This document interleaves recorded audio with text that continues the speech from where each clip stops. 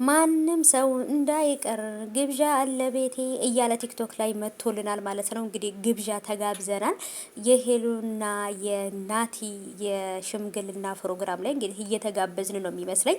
ሰላም ውድ የተከበራችሁ የቻናል ተከታታዮች እንዴት ናችሁልኝ? ከኔ ጋር ሁሉ ሰላም ነው። ለዚህ ቻናል አዲስ ከሆናችሁ የሄሉና የናቲ ወዳጆች ይህንን ቻናል ሰብስክራይብ አድርጉ፣ ቪዲዮ ላይክ አድርጉ፣ ሀሳባችሁን ኮሜንት አስቀምጡልኝ። ግብዣው ትሄዳላችሁ ወይንስ አትሄዱም? ቤተሰቦች እኔ ግን አልሄድም፣ ግብዣው ጋር አልሄድም። ምክንያቱም ሄሉን ይቅርታ አልጠየቃትም። ይቅርታ ቢጠይቃትም ደግሞ በስነ ስርዓት አይደለም።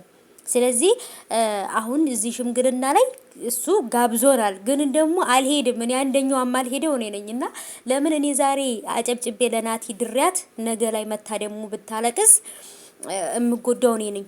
ምን ነው ያን ቀን እጄን ያጨበጨብኩበት እጄ በተሰበረ ብዬ ስለዚህ ሰምታችኋል። ብቻ ግብዣውን ተጋብዘናል፣ ግን ደግሞ እኔ የለሁበትም፣ አልሄድም። ናቲ አልመጣም ግብዣው ጋር ማለት ነው። መጀመሪያ የተሰበረውን የሄሉን ልብ ጠግነውና ከዛን ሽምግልናውን እንቀበልሃለን ማለት ነው። ያለዛ ግን የምንም ሽማግሌ የለም፣ ምንም የምትጋቡት ነገር የለም፣ የምንም ግብዣ የለም። በቃ እኛንን የወሰኑ ማለት ነው። እና ብቻ ግን አምሮብሃል ናትዬ ማለት ነው።